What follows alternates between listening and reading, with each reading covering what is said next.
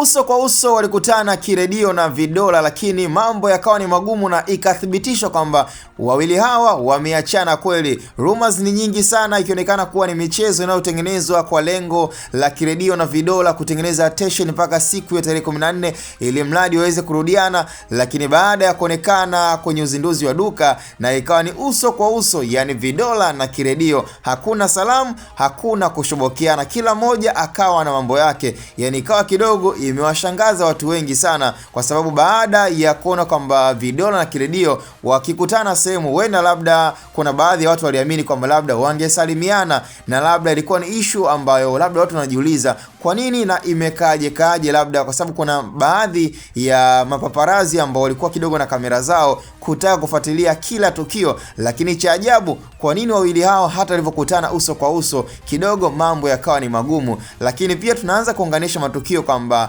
huenda hii issue bwana ya Kiredio na Vidola kutengeneza pia mchezo inawezekana, kwa sababu hebu imagine, kwa nini kwanza wote wakutane na wawepo kwenye uzinduzi wa hilo duka la rafiki yake na Vidola, ambapo Kiredio yupo pamoja pia na Vidola yupo. Yani ninaamini kabisa moja kwa moja kama Kiredio kama angepata taarifa ama Vidola kwamba alikuwa anajua kwamba labda Kiredio hatoweza kwenda ama pia angeweza kwenda, manake kidogo wangeweza kutofautiana kwa ratiba. Yani ninaamini kabisa kama mmoja angeenda na mwingine asingeweza kwenda, lakini kwa kuwa wote wanataka attention, kwa hiyo yawezekana kuna mambo kama matatu, labda aidha wote wanatengeneza attention na wameachana kweli, lakini pia huenda ikawa hawajaachana lakini wanatengeneza attention ya kukaribisha siku ya tarehe 14. Kwa hiyo yote yanawezekana, lakini baada ya kukutana uso kwa uso, yani ukweli ni kwamba hawajasalimiana, na hata wakati wa kutoka Kiredio na Vidola hawajaondoka pamoja, yani kila mmoja aliondoka kwa wakati wake.